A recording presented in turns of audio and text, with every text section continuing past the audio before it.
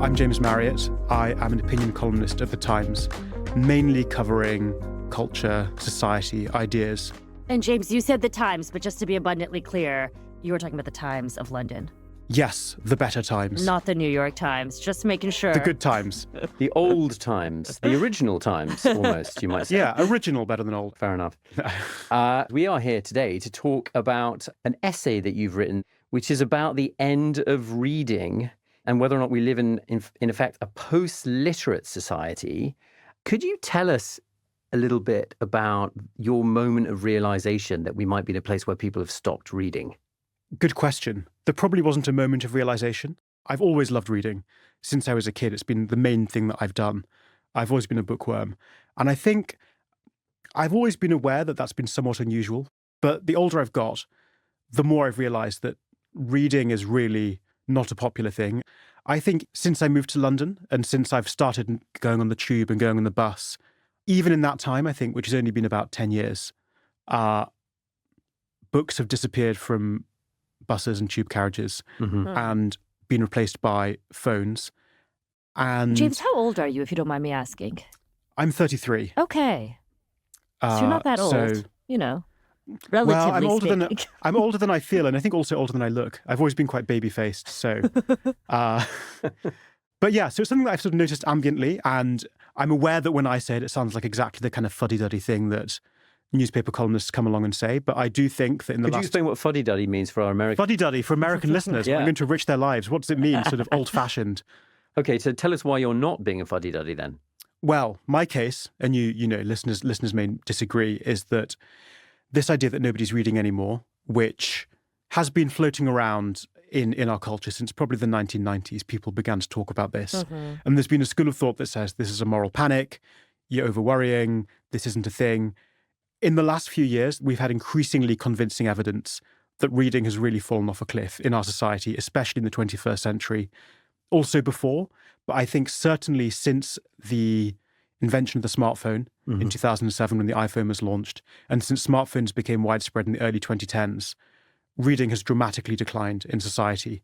There was a study, I think, earlier this year in America that found 40% of American adults had stopped reading for pleasure. There was a similar study in the UK that found, I think, about a third of British adults said they once read for pleasure and no longer did. And this is a really dramatic thing in the history of how people spend their free time. You know, it's never been the case that everybody's read, but books and reading have always been a pretty central pillar of our culture. Well, James, you recently wrote this essay called The Dawn of the Post-Literate Society. Can you just describe to us what you actually mean when you say post-literate? What are you referring to? The argument is that for the last 300 years, the central mode of communication in our culture and the means through which we've conducted ourselves as a society has been print. We've had these conversations about politics and about history and about who we are through magazines, through newspapers, and through books. And what's happening is that literate world that structured our society, that structured the way that we thought about ourselves, that structured the way we communicated complex ideas to each other, that structured our political debates, that structured our politics, is being replaced by a world that is oral and visual. And that is a huge transformation for our society. And I think will change, I think, almost everything about the world of the 20th century that we knew from our childhoods and from growing up. I do want to say we're having this conversation in an audiovisual platform, though. I know. Well, you asked me, we should be doing this over email. And I mean, look, James, I am really, really a strong proponent in the power of audio. So I do want to hear you out, but also say that like oral storytelling and radio and audio has been around for years. Yes, and I agree, and it's a good point. My case is not that every podcast is terrible. Okay, and my case is not ours. even that every TikTok video is terrible and we shouldn't be engaging with these things at all. I guess the argument is more about the particular biases and the particular intellectual biases that are inherent in certain media of communication. There's a really prophetic book about this whole issue, Amusing Ourselves to Death by Neil Postman, that came out at the end of the 1980s, at a time when culture was increasingly dominated by television. And he makes a great analogy, which I think is useful for understanding how all this works and the argument that I'm making. He says that if you had a society that only communicated through smoke signals and they had no other way of talking to each other, it would probably limit the kinds of thoughts they were able to have. And one of the things that reading and writing and literacy does is that it expands our range of available thoughts. So the way I tried to explain it in the essay was to imagine somebody writing a long philosophy book. I kind of arbitrarily picked Immanuel Kant's Critique of Pure Reason because I thought it sounded like the longest and most difficult philosophy book that I could use as an example. If Immanuel Kant had woken up one morning at the end of the 18th century and decided to speak the Critique of Pure Reason, he couldn't have done it. A book that's 700 pages long and deeply intellectually complex can't simply be produced by speaking it. If you want to produce a work of philosophy that complicated, you have to write a sentence down, you have to analyze it, you have to refine it, you come back to it, you join it to the next sentence, you refine it. And there are certain kinds of complex thought that are basically inseparable from reading and writing. Speech disappears as soon as you say anything, and you just can't fix it, and you can't refine it, and you can't go back over it. It seems like a trivial point, but I think it's quite fundamental. Okay, so I mean, if we are, as you fear, moving into a post-literate society, you tell this extraordinary story that I had never heard before in your essay about the beginning of the fully and popularly literate society, this moment when everybody started reading. Could you tell us that story? When was it and why was it so significant in your view? Yeah, so this is the story of what some historians call the Reading Revolution, which happened at the beginning and the middle of the 18th century. Literacy, for the entire history of the human species, until that point, had been the preserve of generally a pretty small and exclusive elite in society, limited to initially scribes and perhaps educated members of the upper classes. That began to expand, obviously, with the invention of the printing press at the beginning of the 15th century. Nevertheless, for the first few hundred years after the invention of printing, it was still a fairly elite activity. This phenomenon, the Reading Revolution, refers to the fact that in the early years of the 18th century, as education began to expand and books became a bit cheaper, this is pretty much the first time that reading has become a widespread activity among ordinary people. And there's a real sense that this was something dramatic happening in culture. Some people complained about it.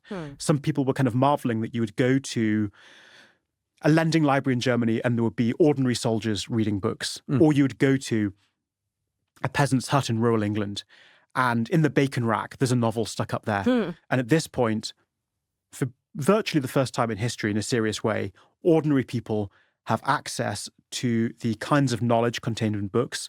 And this has, I think, really revolutionary social implications eventually that work themselves out in society over the next couple of hundred years.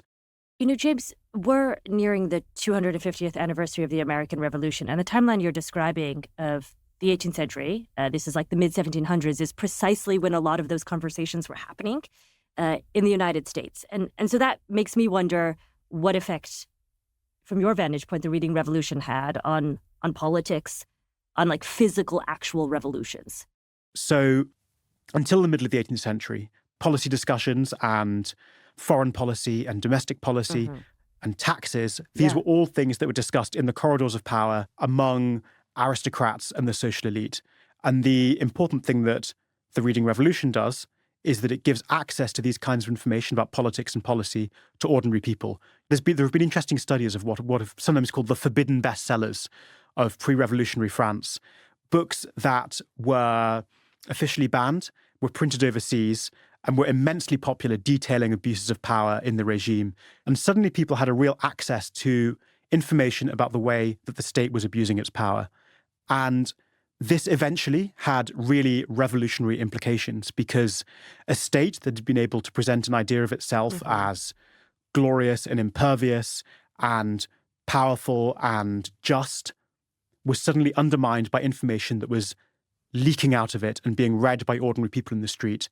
This is a really important democratic moment because these are the roots of the democratic revolutions that took place in Europe and America through the 18th and the 19th centuries. You can't get those revolutions without people having access to knowledge and the ability to understand and criticize power. We've kind of established that reading is a healthy, mind-enriching activity. It is a good thing. But let's fast forward to where we are now, which is, you've called it the counter-revolution, if you compare it to the reading revolution of the 18th century. Can you explain to us exactly what is happening now that is undoing all of that good work? I mean, what's happening now is pretty simple. We know that since the invention of the smartphone in 2007, and especially since the early 2010s when smartphones began to become widespread, reading has really begun to fall. We know that reading has declined significantly. There was a report that came out at the end of last year, published by the OECD, which found that literacy was declining or stagnating in most developed countries, which is a really remarkable thing to find.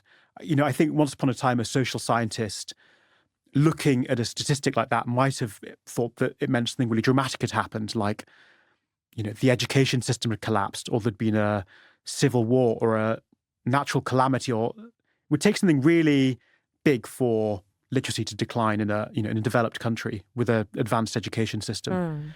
Along with those declines in reading, there has been increasingly interesting research about the declining ability of school children, adults to concentrate, to reason. There is some evidence that IQ scores may have begun falling since the mid-2010s.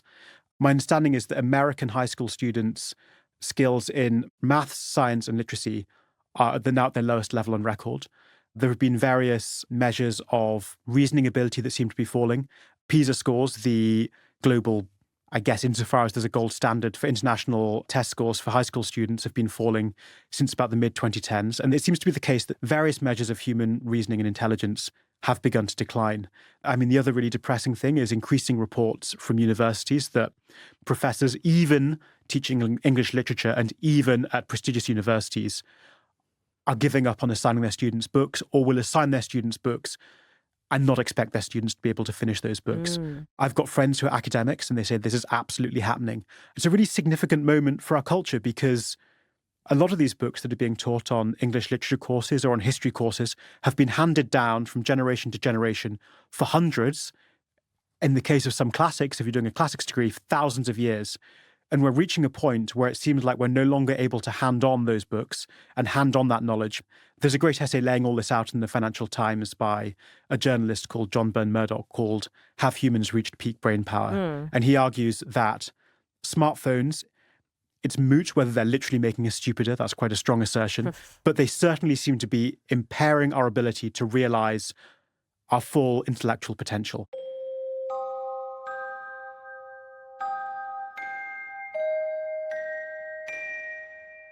If you can't concentrate, it's very hard to really reason through a problem. It's very hard to be as fully creative as you can be if you're checking your phone every 5 seconds.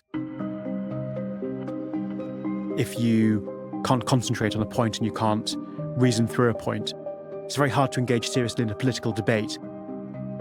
So this seems to be impairing our ability to function intellectually as a society.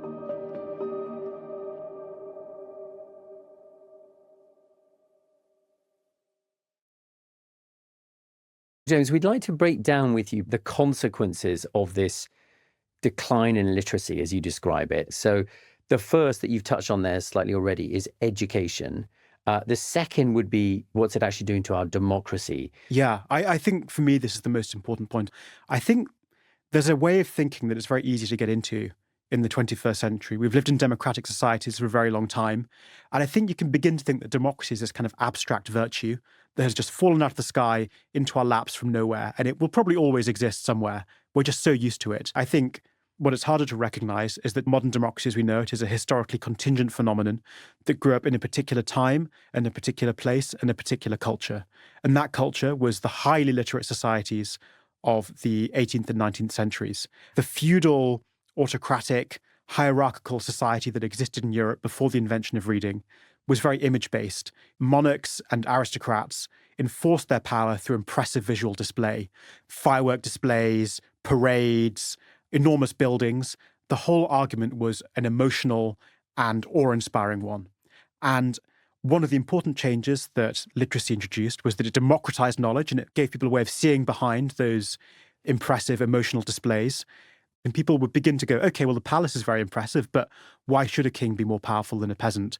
So I think what's happening now is that we're returning to a world that is much more visual, that is much more based on emotional appeals. I mean, this is maybe a crucial thing to say about what I think print does, which is that when you communicate in person or when you communicate in the medium of a TikTok video or even a podcast, loath as I am to criticize podcasts, you have a whole range of means of communication and persuasion at your disposal that are not necessarily perfectly logical. So if I'm talking to you in a conversation, as I am now, and I want to persuade you... Say you are a politician. If I'm a politician to me. or a podcast and I'm talking to you over TikTok and I want to persuade you of a point, I could shout at you if I wanted to, or I could start crying, or perhaps I'm very charming and I could really charm you around to my way of thinking.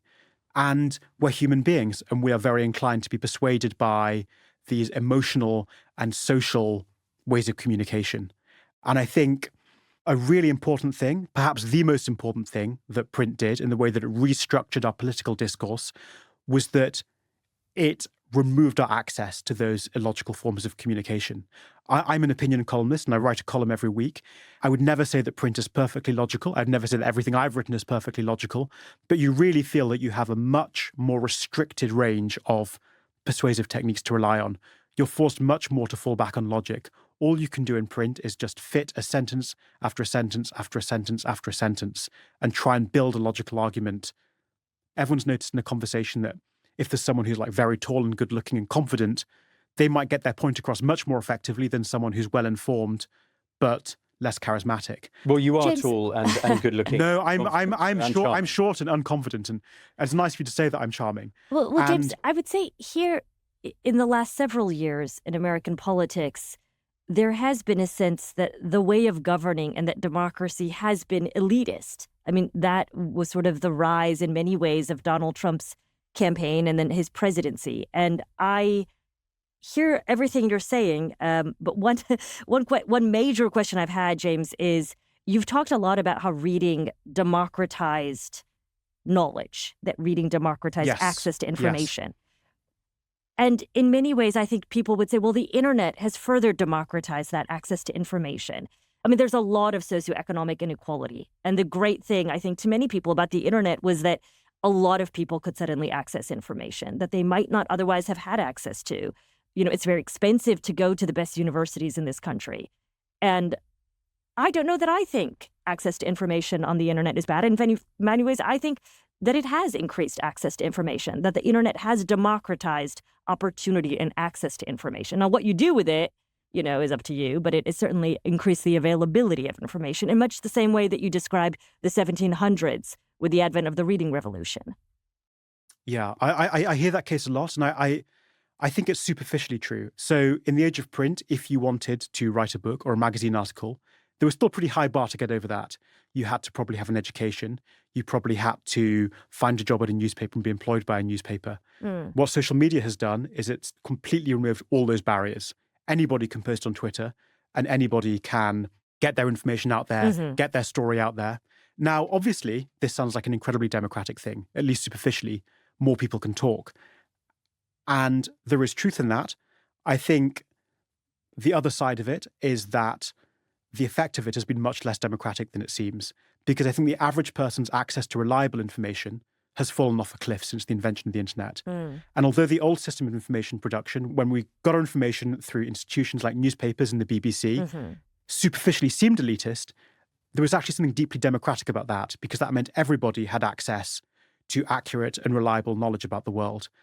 As those much hated gatekeepers have lost their control of the flow of information, what should seem like a really democratic change in our society has been a profoundly anti-democratic one, because access to reliable information about the world is being restricted to a smaller and smaller minority of people. And we know this because we can see that beliefs about vaccines and science are becoming less and less scientific among the population. And the people who have access to accurate information about science and accurate information about the news, that kind of accurate information is increasingly restricted to wealthy, educated people who can afford newspaper subscriptions and can afford to participate in that old-fashioned media information ecosystem. So I get that it seems more democratic than people can speak, and it is more democratic for the people whose voices are heard, who might not have been employed by a newspaper. The tragic effect is that it has really taken access to reliable information about the world away from a lot of people. No, I understand that. I think we've also learned things, though, James, that we never would have seen otherwise, right? I mean, that's the criticism, at least racially, here in the United States, is there certain things like George Floyd's murder would have never been known by traditional gatekeepers and media outlets. And they weren't known, frankly, for decades here in the United States. Yeah, of course. And that's totally true. And the case is never that that old media way of doing things was perfect. It clearly wasn't. I think all we can talk about is general effects in our culture. And I think if you want people to make decisions in a democracy based on reliable information about the world, I think the previous system got us better outcomes. The other thing that's really important to say about the idea that information has been democratized is, yes, anybody in the world can tweet. Not everybody in the world will find that their post or their tweet, I guess your post on X, we now call it, will be picked up and promoted by the algorithm. It feels democratic because anybody can do it. Actually, what's happened is the gatekeepers are still there, but the gatekeepers aren't the gatekeepers at the BBC and the Times who care pretty generally about accurate information about the world. The gatekeepers are now people sitting in Silicon Valley whose only aim is to increase the amount of time that you spend on your phone and you spend on your screen because they can track your movements online to show you better ads. And that is what the whole business model is based on. And the way to do that is to promote content that is angrier, that is more emotional, that is more full of outrage. Are you saying then that we should be switching to dumb phones for the good of society? Well, I got rid of my smartphone a couple of years ago. I don't think it's realistic that everyone will do that. I think for a lot of people, having a smartphone, I find this really pretty sinister, has become virtually compulsory. I've got a friend who needs a smartphone to scan the door of his office to get into his job. Increasingly, it's very hard to function without a smartphone. I would say it's worth thinking about how much of a positive impact your smartphone is having in your life and thinking about whether you can afford to get rid of it. It might be worth doing. I think getting rid of my smartphone improved my life a lot. I also think that as our world becomes ever more based on addictive screens, if we can build up a minority of people who will form a kind of interest group and say, we don't have smartphones, we're not participating in that culture, not everyone's going to do it, but I think a vocal minority of people who are willing to join me, a few people doing it could be powerful. Well, James, that's all fine as long as people carry on listening to podcasts, particularly podcasts like this one, which are both high-minded and compelling at the same time. Exactly. We're letting you guys off. Thank you. I am. Thank you. Thanks, James. Thank you so much, James. Thank it was you. a total pleasure to talk with you. Thank you. Thank you.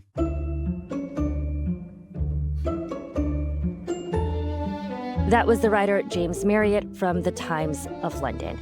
And look, I think of smartphones as a tool, and how we use that tool is up to user discretion.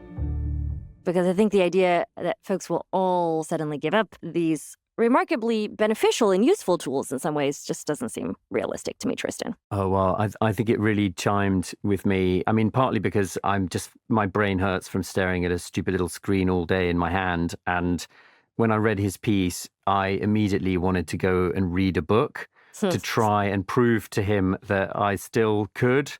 I found myself a few years ago feeling frustrated that I just wasn't reading novels anymore. So I decided to create a book club. And in fact, I just hosted our recent book club gathering at my house a few days before we taped this interview. And look, I'm not reading still as often as I did before, but to me, it feels so satisfying to have people to read a book with and to hold myself kind of accountable to doing something I really loved to do as a child. I hear you. I mean, I have a similar thing that's maybe slightly less organized, but I find that if I read in the bath, it is a captive location to read and I cannot reach my phone, and that forces me to read, basically. That's my solution. Well, there we have it. I mean, these are two solutions for folks who maybe want to read books more often, but don't actually want to get rid of their smartphones and live in that alternative universe. Can I leave everyone, Asma, with another quote from Neil Postman, because that's where we started. And when we were poking around on this story, after having spoken to James, we found this second quote, which I really love. So he says, George Orwell feared that the truth would be concealed from us, and Aldous Huxley feared the truth would be drowned in a sea of irrelevance. And that also really chimed for me because I feel like the overload of information that we all get from the internet feels sometimes like a sea of irrelevance.